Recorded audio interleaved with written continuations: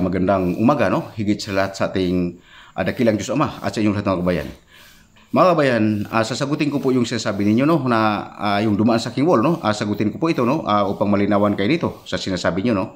Ang sinasabi nyo dito, no, kung ang Diyos Ama, no, at ang dakilang Diyos Ama, no, na makapangyarihan sa lahat ng sa langit, kung mayroon po bang sinapupunan o bahay bata, no. Ito po ay masasabi ko sa inyo na mayroon po, no, sinasabi ng Ama, mayroon po. At saka ang Mesiyas po, totoo niya pong pinanganak at hindi lang po iisa ang kanyang anak, mga kabayan, upang munawaan ninyo, kundi dalawa po, no? Dalawa po ang anak ng ating dakilang Diyos Ama, upang munawaan ninyo, no? Ito po yung ang tanong niyo rin po, no, kung ang ang Diyos Ama, kung mayroon po bang tuhod o ano, no, mga matagal na niyo pong katanungan ito, pero hindi ko to binigyan ng importansya, pero ipasagutin po lang ito ng Ama, no? At tanong niyo kung may tuhod bang Ama o may puwit bang Ama, mayroon po, no? Ito pang munawaan ninyo, mayroon po lahat, no, ang dakilang ating Diyos Ama. Ang pinagkaiba lang sa ating dakilang Diyos Ama kasi ang Ama hindi kumakain at hindi rin po siya dumudumi, you know? Ayon po ang sinasabi ng Ama, no?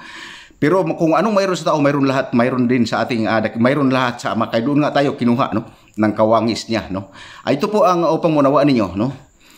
Ito po ay pinapasagot ng ating dakilang Diyos Ama upang malinawan po kayo nito, no, kasi kayo naguguluhan po kayo, no? Ulitin ko po, mayroon pong sinapupunan ng Ama, o sa madaling sabi ay mayroon po siyang bahay bata, no? Upang madiretsuhin ko na po, kung lalaki po ba ang Ama, lalaki po ang Ama, no? Pero hindi po imposible sa Diyos, no, ang lahat. Ito po, tandaan po niyo, mga kabayan.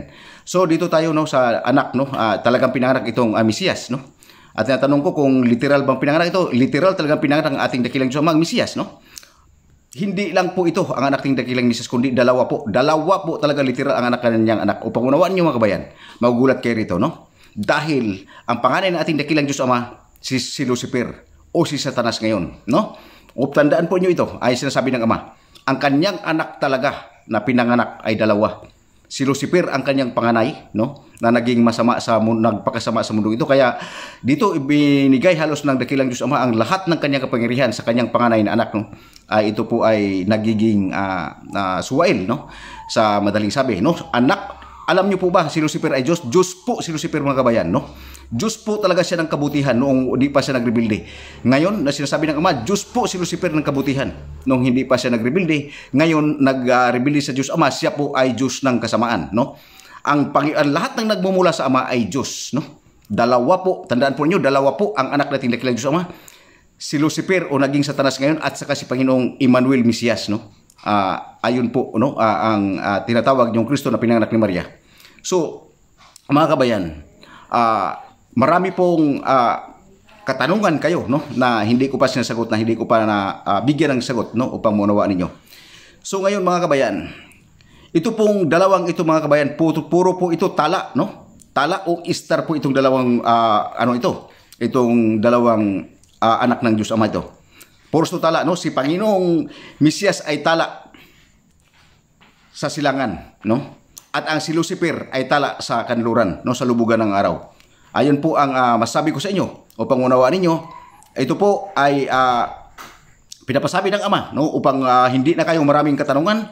Ayun po, no, ang katotohanan na sinasabi ng Ama, no, na dalawa po ang kanyang anak. At si David po, no, na sinasabi niyong anak ng Diyos, hindi po siya literal na anak ng Diyos si David, kundi anak siya ng Diyos Ama espiritual, no? Pero itong dalawa ito, si Lucifer at saka yung si Panginoong Mesiyas, ito po ay literal na anak nating dakilang Diyos Ama. Talagang pinanganak niya po ito, no? Ito po ang sinasabi ng ating dakilang Diyos Ama.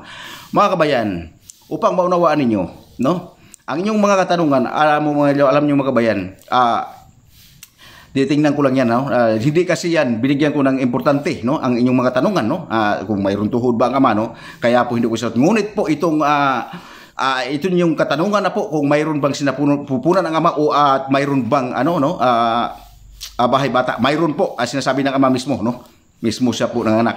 Ayan po ay upang malinaw sa inyo, no. Mga kabayan, lahat ng katanungan nyo, kung ipasagot ng Ama, sagutin ko po yan, no? Yun po ang masabi ko sa inyo. So hanggang dito lang, no? Magandang umaga, higit sa ating dakilang Diyos Ama at sa inyong lahat, mga kabayan.